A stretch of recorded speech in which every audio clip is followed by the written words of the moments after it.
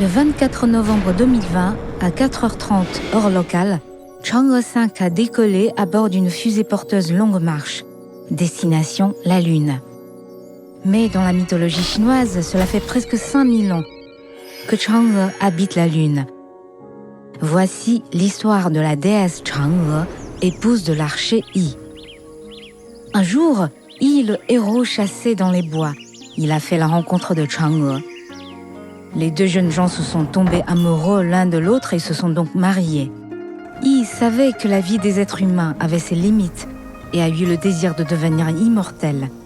Il est parti au mont Kunlun, à l'instar de l'Olympe dans la mythologie grecque, chercher la déesse Shi Wangmu, qui maîtrisait les secrets de la longue vie.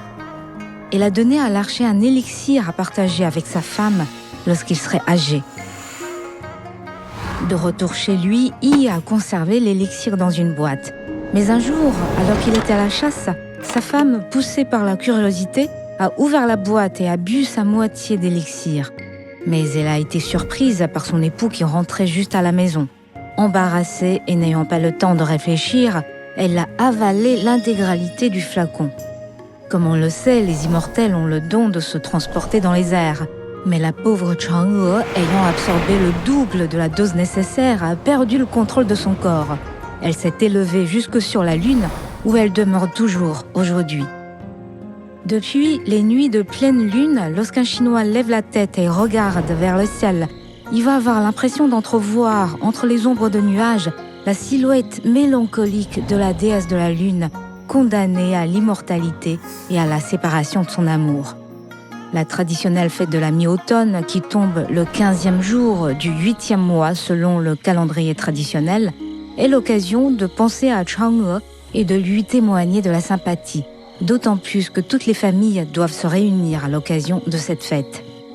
Probablement pour consoler la solitude de Chang'e, la légende lui a inventé de la compagnie. Wugang, un jeune homme emprisonné sur la Lune. Il a reçu la punition d'abattre un cannelier géant. Mais après chaque coup de hache, l'écorce se referme. Wugang ne peut jamais finir de purger sa peine. Un peu comme Sisyphe qui est condamné à passer sa vie à rouler le rocher. La Lune est également appelée dans la poésie le lièvre de jade, en raison d'une autre créature qui tient compagnie à Chang'e, le lapin de jade. La légende lui a confié la tâche de fabriquer l'élixir d'immortalité à l'aide d'un pilon et d'un mortier de jade. Le mythe de Chang'e est tellement populaire en Chine que le pays a baptisé son programme d'exploration lunaire le programme Chang'e. Lancé en 2004, le programme a pour objectif de construire une base sur la Lune. Le pays a fait partir à l'heure actuelle 5 sondes lunaires nommées Chang'e. Le 1er décembre 2020, à 23h11 heure de Beijing, après avoir parcouru 270 000 km depuis la planète bleue, Chang'e 5 s'est posé à 51,8 degrés ouest, 43,1 degrés nord, côté nord du mont Romker, sur la face de la Lune.